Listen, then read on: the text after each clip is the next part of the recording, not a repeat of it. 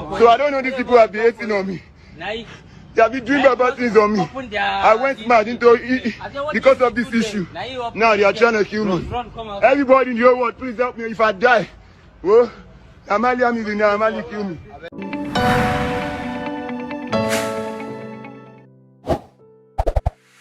So hello guys, what's up and welcome back to my YouTube channel. It's me, your girl Barrister Neze, and this is Nezeville. People don't get the chance to pick the families they are born into. If we did, Promise Ileri Oluwa Oladimeji Aluba, popularly known as Mohbad, might just have picked a family a little bit more financially stable. Born on the 8th of June 1996 in the Ikorodu area of Lagos State, Mohbad was the perfect example of a trenches kid, a title he wore like a badge of honor. Somewhere along the line of his growing up, Mohbad lost his mother and was left in the care of his father and his stepmother. Some lyrics of his song has revealed that he never really got that much of care from her anyways. 10 years I no see mom, stepmother no care. After his primary and secondary education, he has revealed that his father assisted getting him admission into a polytechnic. But furthering his education wasn't working for him at all. He was all about the streets, all about his grind, all about his hustle, and before long, he dropped out. Daddy got the money, make I go poly. I go poly, but I no go class, daddy, I am sorry. With no decent job and no proper education, the harsh realities of life soon came biting hard at him. His hustling here and there could hardly sustain him. He had to go learn a skill. I used to have two friends then too that do music too. But me, I used to make money from that my carpenter work. So I used to pile all this money together and go to the studio. Those are my own first move. Like, I need to go and work then. Mohbad had one innate talent, one interest, one passion, one that he could never put away. He loved to sing, rap, and entertain. Mohbad will constantly make covers of songs, trending songs from popular musicians, and post it to his Instagram page. He did one for Kiss Daniel, another for Techno, and in addition to that, he kept on releasing freestyles on his Twitter and Instagram handles. You know, he was just putting himself out there, selling himself, trying to gain visibility, and soon enough, he began to get noticed. The online growth came, the followership came, he became an online sensation. And you know what they say about a light being unable to stay hidden for long? He soon got noticed and caught the attention of music executive and owner of Malian Records, Naira Marley. And before long, he got signed into Naira Marley's record label as an artist. His life was about to change for the better, or maybe for the worse. Getting signed into one of Nigeria's biggest record label must have been a dream come true for Mohbad. His looks, lyrics, style of delivery came with that relatable street trenches identity. He and his music had a connection to the ordinary person on the streets. It stood him out and people loved him for it. In 2020, only 1 year after he was signed in, he collaborated with award-winning producer Rexy to release Kopoke, and gosh, that was a street anthem.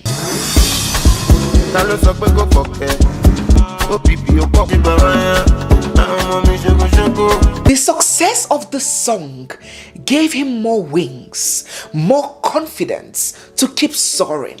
And by the end of that same year, he released his first studio album titled Light EP. This 8-track album was an instant hit. With over 25 million streams on Audiomack alone in its first month and 3 Headies nominations, this young star was surely heading to stardom. But he did not rest on his oars.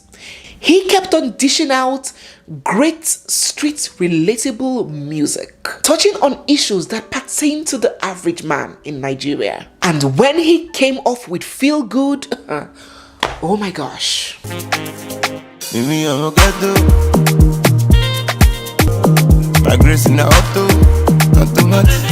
His grace was truly automatic because only a few years after getting into the industry, he had done so well for himself. He had 3 Headies nominations, 5 The Beats Awards nominations, topping several music charts. It was no argument at all that Mohbad had become one to look out for in the Nigerian entertainment industry. But this moving train was about to experience an abrupt halt. Trouble started for Mohbad in September of 2022 when he took to his social media accounts to call out his record label boss Naira Marley, accusing him of assault and violence. Taken to Instagram, he put up a video of himself beaten, bleeding and injured. And he said, "Just because I want to change my manager, which is their brother, see what they did to me at Malian House." He explained that his record label boss Naira Marley had unleashed his dogs on him, ordering his goons to beat him to a pulp simply because he chose to leave the record label and get a new manager. So in October of 2022, only 1 month after that assault incident, Mohbad took to his social media to release an official statement revealing that he has now cut ties and is no longer under the management of Malian Records. Now, it is still unclear why Mohbad chose to leave Malian Records only 3 years of being its signee. Some people consider it rather premature. They believe that Mohbad could have done with some more tutoring, some more guidance, some more benefiting from the brand and platform of Naira Marley. They believe that there was so much more that he could have gotten from his boss, who had a lot more experience and connection in the industry. They wondered why this young lad was in such a rush to leave. And on this question, there have been many speculation. The first suspicion was that of ripoff, and that is not new to a lot of us. Some people suspected that Mohbad was being so thoroughly ripped off by Malian Records. Come on, we have heard of circumstances where these record label bosses take up to 90% of the earnings of these artists, leaving them with crumbs and peanuts to survive on. That was the first suspicion. The more popular suspicion, one that made it round the streets of social media, was that Naira Marley was allegedly trying to use Mohbad to peddle drugs. People had accused Naira Marley of being a drug peddler, a drug lord, and that he disguises as a record label boss to use these signees to push his illegal and illicit drugs. That is number 2. The third and the most popular on the streets is that Naira Marley was allegedly trying to force Mohbad into cult-related activities, trying to force him to be initiated in his cult group, and that Mohbad had refused to do that. And that caused a strain in their relationship, forcing Mohbad to quit. Now, these are the 3 words on the streets. Allegedly. Well, that single decision by Mohbad to quit Malian Records may have brought about the very many woes that followed. Naira Marley is said to be an inexorable, grim individual, a very shrewd businessman. People need to start appreciating the effort I put into not being a serial killer. There are reports that he felt insulted and slighted by Mohbad's decision to exit his record label. He may have thought, oh, after I gave you a brand, gave you popularity, gave you a platform, you think that you can just quit on me? Well, we'll see about that.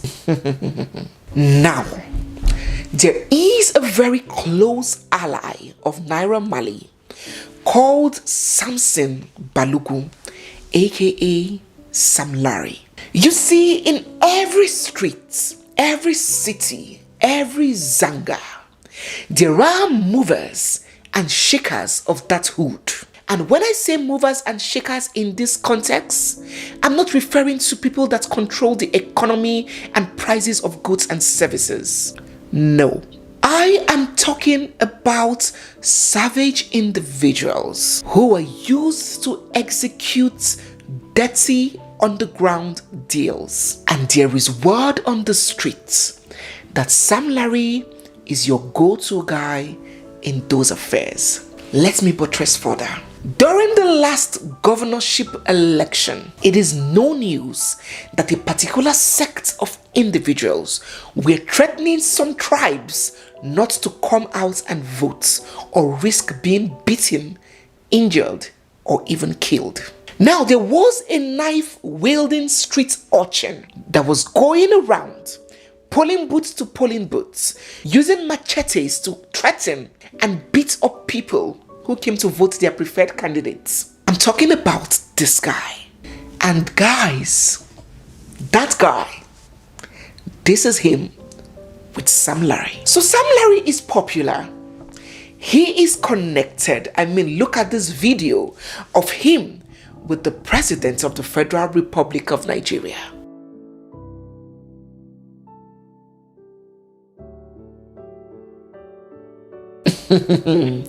He commands the streets, and he is Naira Marley's best friend and ally. He definitely is not the best guy to have on the opposite team. Not long after Mohbad left Naira Marley's record label, Sam Larry unleashed a plague of impish terror on him. He planted informants everywhere and tracked Mohbad to any destination. He always had his urchins around him, and they do not hesitate a second to give Mohbad a generous dose of beating. It almost seemed like he was acting out a script, an instruction, that since Mohbad has chosen to leave the record label, then he will not be able to do music for the rest of his life. Because he was tracked down everywhere, in studios,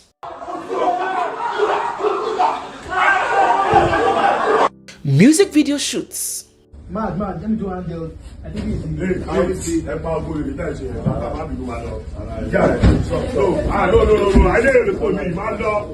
at gigs and shows. What you won't do? No. You don't do. You mean the beef, guys. You see what I'm married to, Mohbad?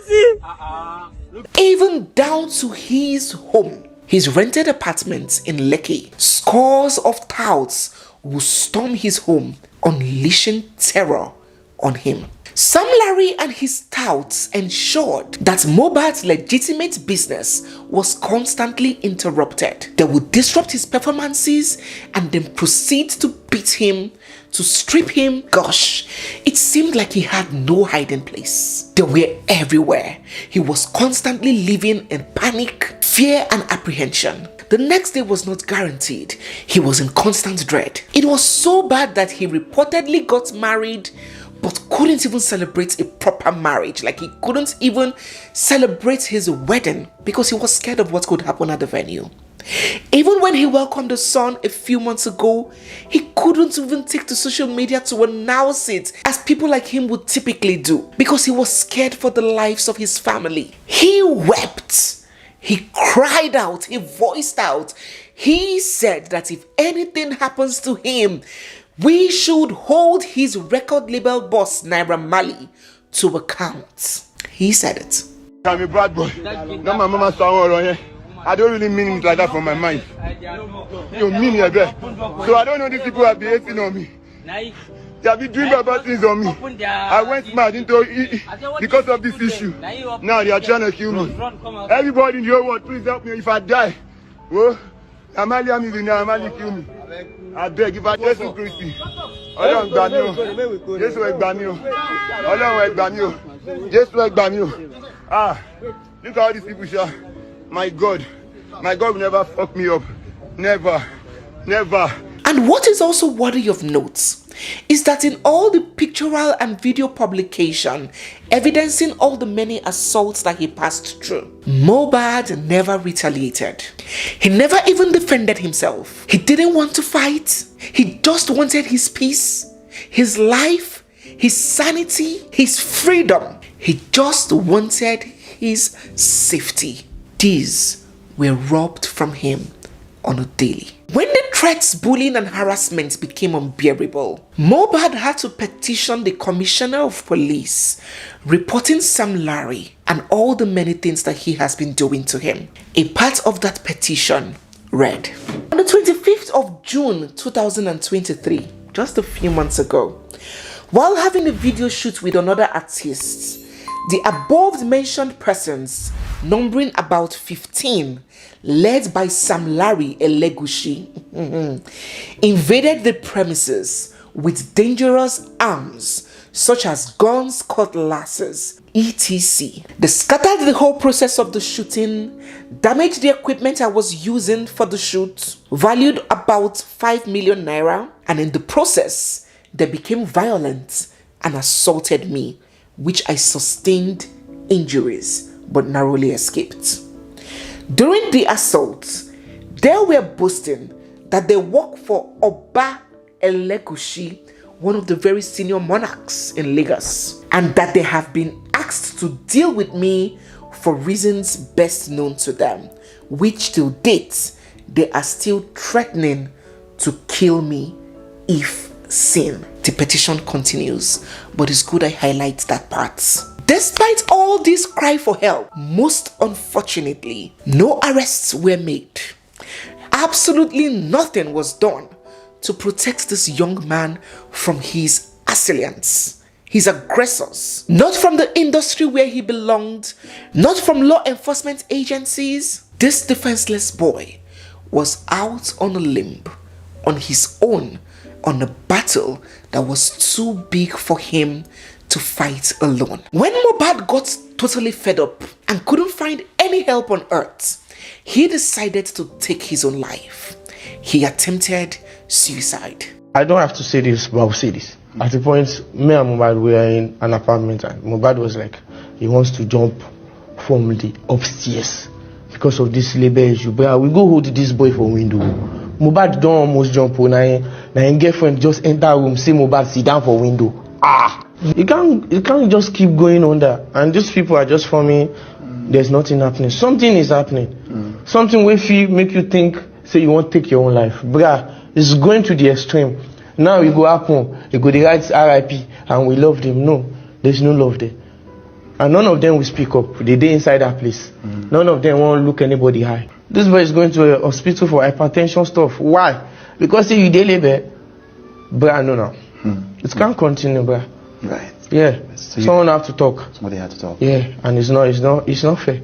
The whole horror got him hypertensive at only 26 years of age. He was constantly under admission. His blood pressure was shooting up the roof. His wife has come out to recount on how he was always unhappy.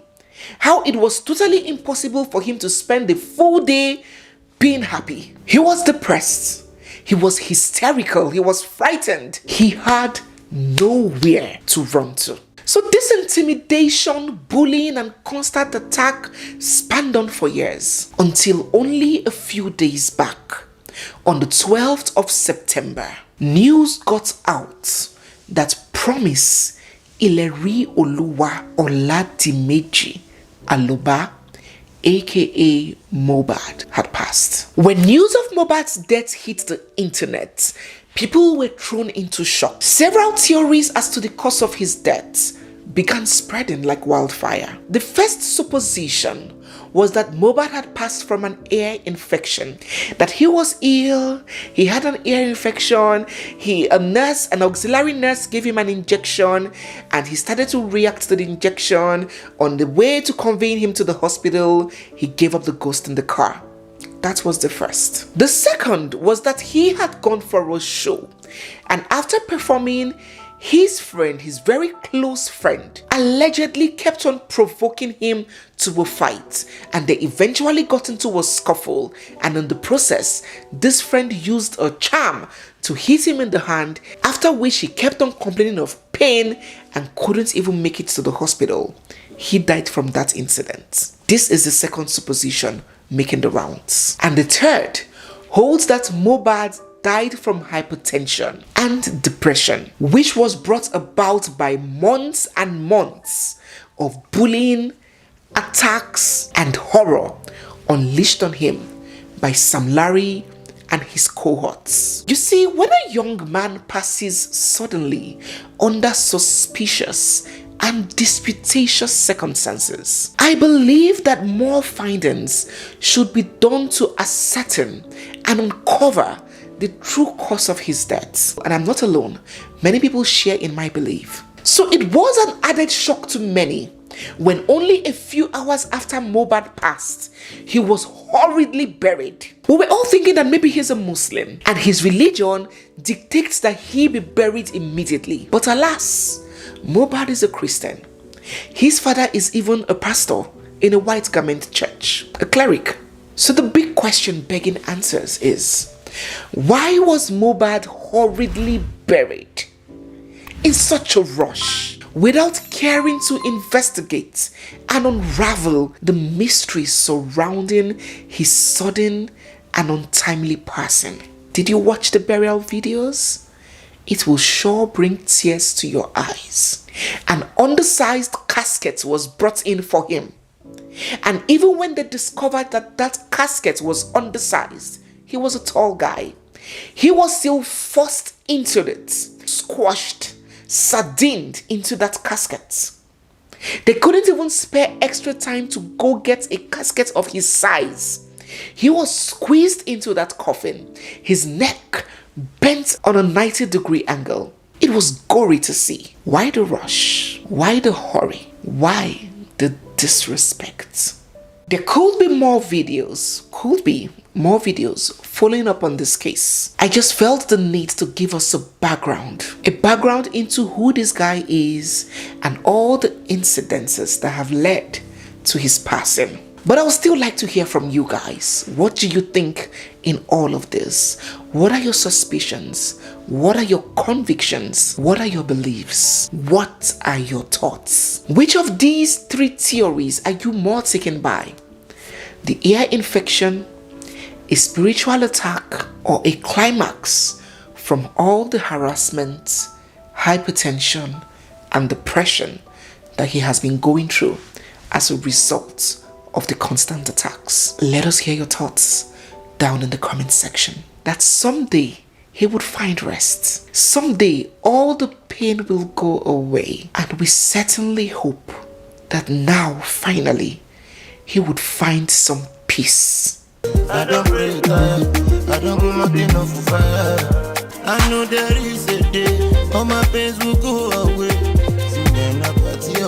May God rest his soul. Thank you so much guys for watching. If you're new here, don't forget to hit the subscribe button, turn on your bell notifications, give this video a big thumbs up, drop all your thoughts and comments in the comment section, and stay glued because we have so much more coming your way. For those that have reached out to me inquiring on how to support my channel and go that extra mile in appreciation of the value of my content, do note that you can join my membership. Right down beside my name, you would see an inscription, join. You can join my membership and become part of the Neze Deluxe team. Thank you in advance. I'll see you guys in my next video. It's me, your girl Barrister Neze, and this is Nezeville. Bye guys. But I went, I'm there no more.